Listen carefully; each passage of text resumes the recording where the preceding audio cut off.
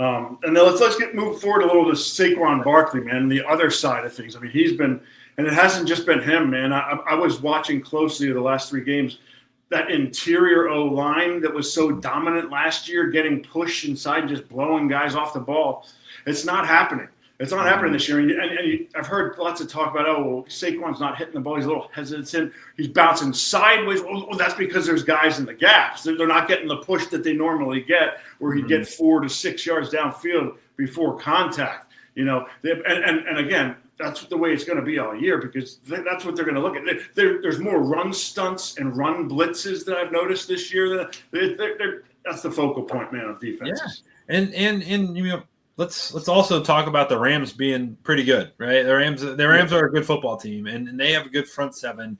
And what I also think too, Kevin, is we spent the first 20 minutes here of our show talking about the pass game and how it's kind of been we haven't said it directly, but it's not been great.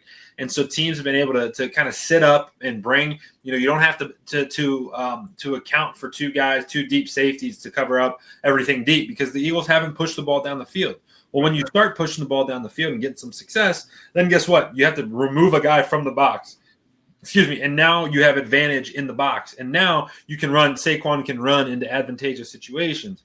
But sometimes we forget that what happened last year with the Eagles run game was more the outlier than it was the norm. Like they were incredible last year. And what we're seeing this year is more so the norm of NFL football where it's tough to run. These defensive lines are really good. And Saquon Barkley is the best in the game, at the running back position. But sometimes he gets bottled up. He's still got that jump to him, right? Where if he gets loose, he'll get loose. But it's going to take some time, and offensive line up front certainly doesn't look the way it's supposed to look, and they have to build that chemistry and continue to mesh as well.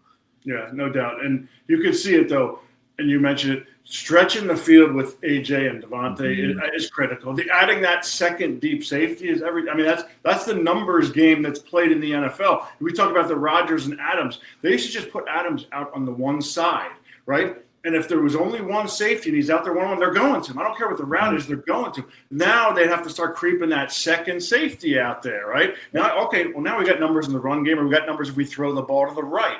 So that dictates everything. What I mean? It's very similar with what A.J. Brown and Devontae Smith mean to the running game.